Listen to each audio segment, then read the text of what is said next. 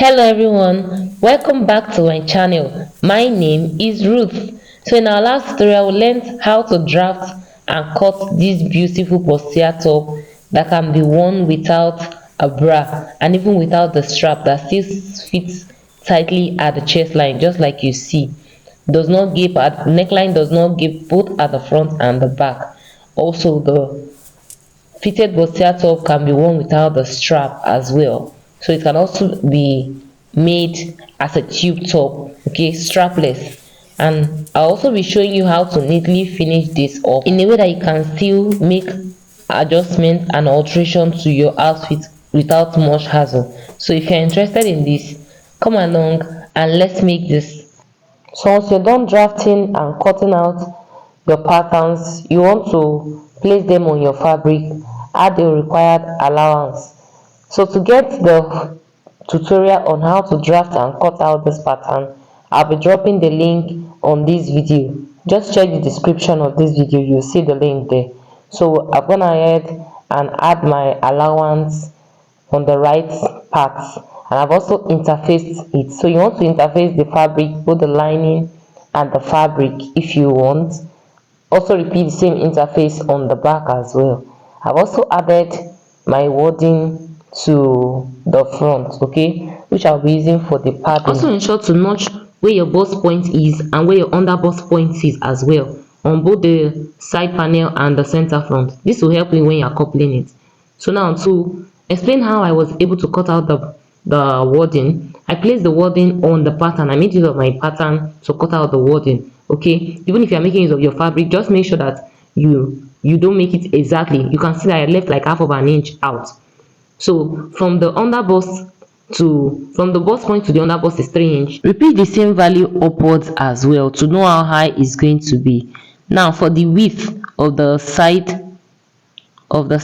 panel, make use of your nipple to nipple divided by 2, or you can measure it on your body from your nipple point to where your bra wire sits.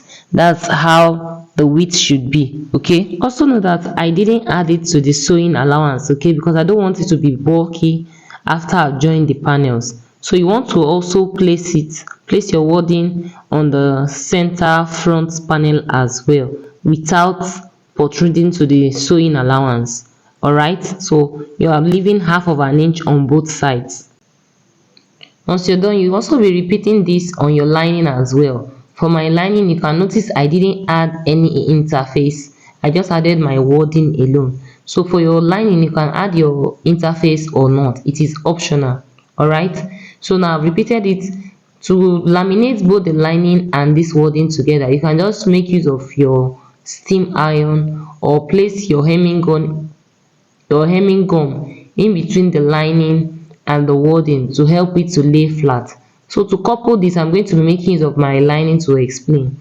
You want to take the right side of the center front and the right side of the side front, okay, place them right side facing each other.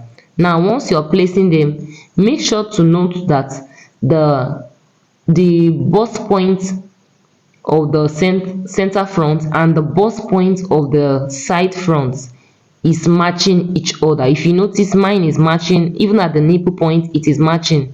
At the bust point as well, I'm going to make sure it is matching. So you want to make sure that you pin this down. Please pin it down before taking it to your sewing machine to sew. It will help you to make sure that the bust point sits where it's meant to be, both on the center front and the side front, and even the under bust. This is one of the tips to make sure that your bustier comes out perfectly. Okay, so I'll be making use of this lining to explain to you. So you'll be repeating the same thing on the fabric. So once I was done, this is what it looks like on the fabric. I've not ironed this here. You can see how it is standing.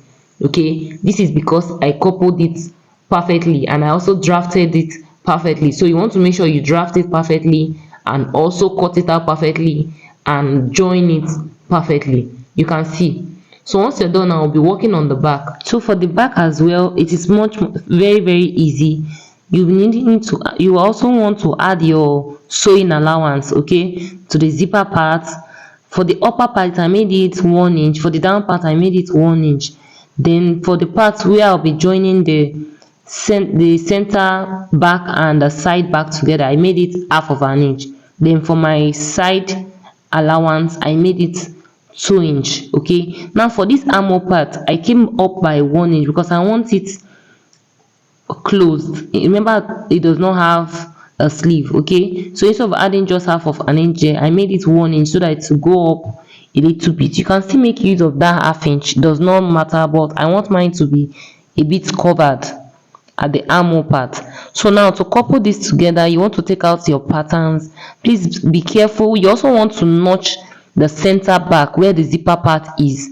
Okay, so it will help you not to mix them up. Remember, the back looks almost alike if you are not careful. So now I'll be opening this up to show you. This is the zipper allowance part, and this side is the side back. Okay, so I'll be placing the parts where I cut out the darts together, the right side facing the right side. So basically, you are placing the center back and the side back together. Okay, make use of your zipper allowance notch to know which part is your zipper part and which side is meant for the coupling of the darts together. Okay, so I'll just go ahead now and sew this down by 1/2 inch. So it's more or less like we are holding our darts. If you didn't cut out your darts on the patterns, then you can skip this part. So once I was done now, this is what it looks like. We'll be attaching our zip now. So to attach your zip, you want to take note of what I'm doing. I'll be going up by 1 inch. Remember, we added 1 inch at the down part, so I'll be going up by that 1 inch to note where my zip is going to start from and where it's going to end.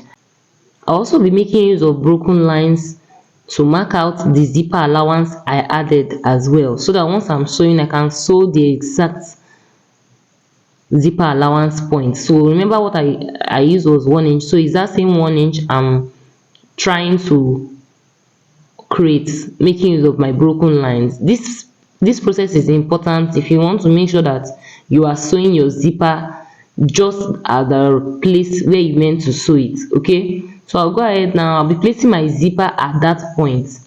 This is an inseam way of fixing zippers. All right, so now to place your zipper, the right side where the big head of the zip is will be facing the right side of the fabric.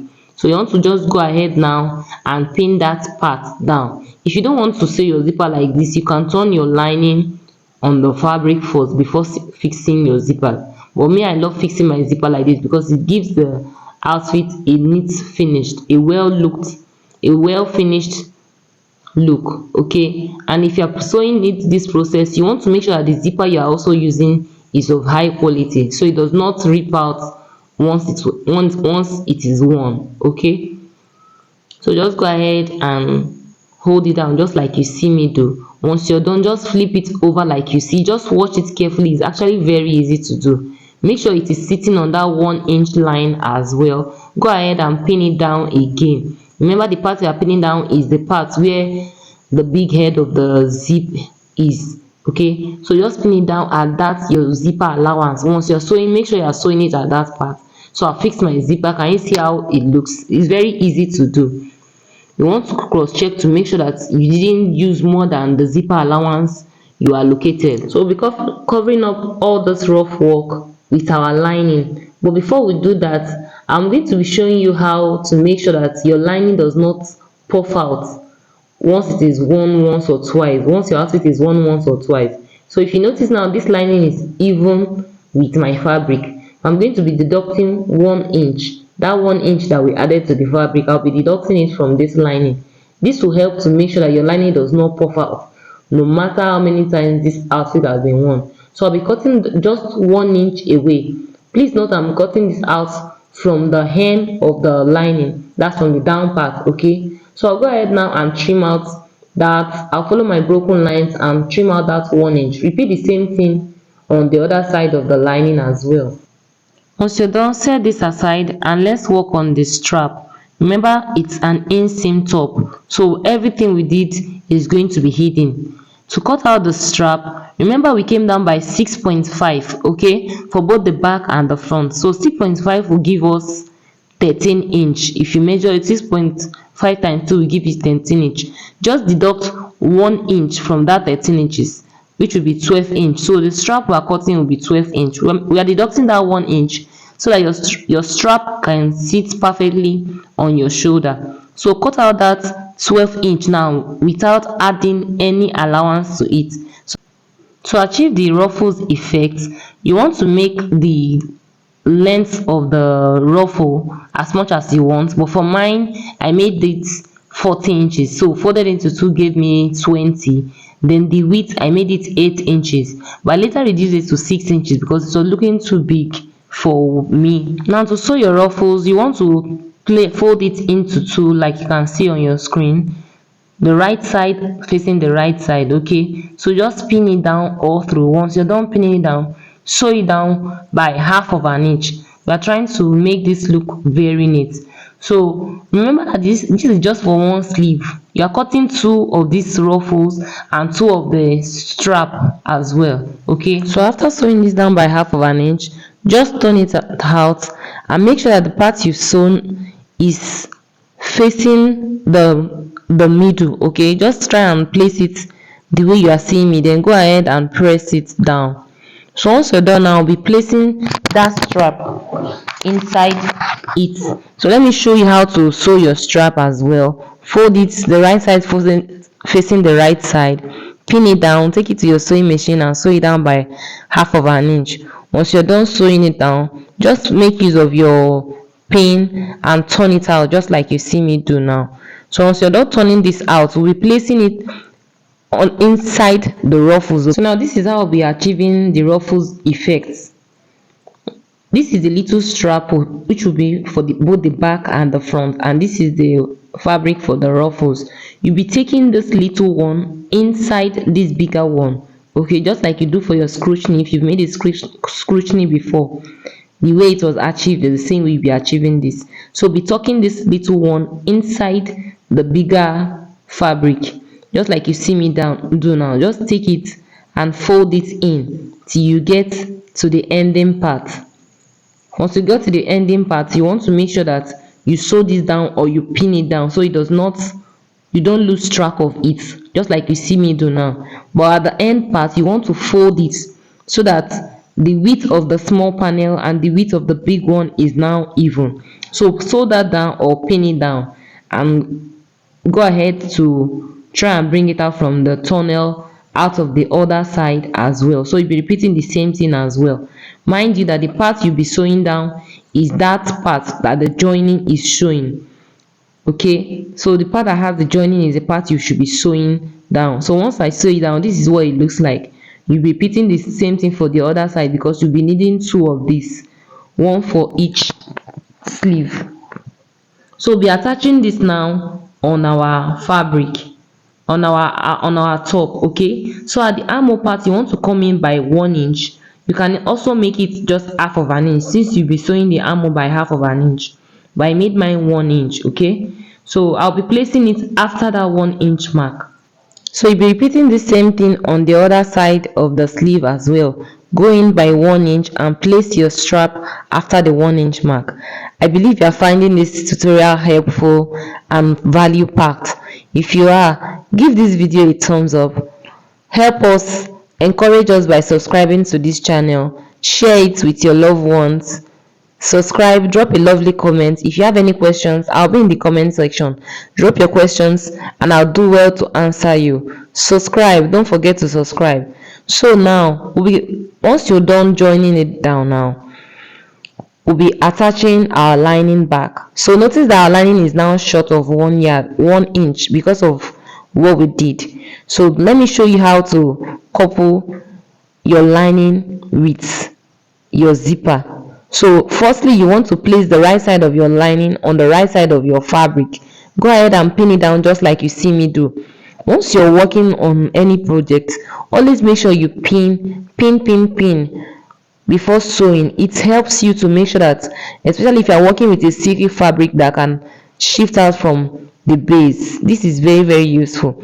So go ahead and sew down the upper part and also sew down the down part as well. So here is another tip: while joining your fabric and your lining, make sure that the dart points meet. Okay, just like you see I'm showing you, make sure it matches up, and the 1 inch you reduce from your lining won't affect the coupling. It will still couple perfectly, just like you see mine. So once you're done now, sew it down and also sew down the zipper part. So now let me show you how to finish this up neatly.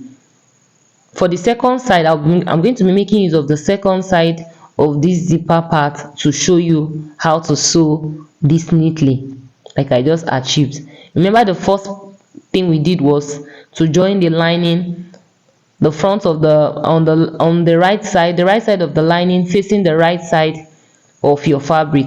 Make sure you are tucking in your strap, because you don't want, after sewing it and it's not outside, you want to make sure it is in between your lining and your fabric. Sew it down by half of an inch, both on the upper part and the down part. Once you're done now, to sew your zipper part, just take the other side of the zipper and tuck it in, just like you see. Just tuck it in neatly, then pin down your lining and your fabric together. This is how to achieve the inseam of a zipper. Okay, once you're doing this, make sure that 1 inch you deducted is obvious. Can you see? I'm trying to make sure that it is obvious at the down part and not the upper part. So once you're done, you'll be sewing it down by the zipper allowance you added. Okay, so if yours is 0.75, make sure you sew at 0.75. If you added 1 inch, make sure you sew down by 1 inch as well. So once you're done, I also went ahead as well and sewed the armhole part as well. I sewed it in. Then the side, I sewed it outside. I didn't sew it inside, because that was where I turned out the outfit from.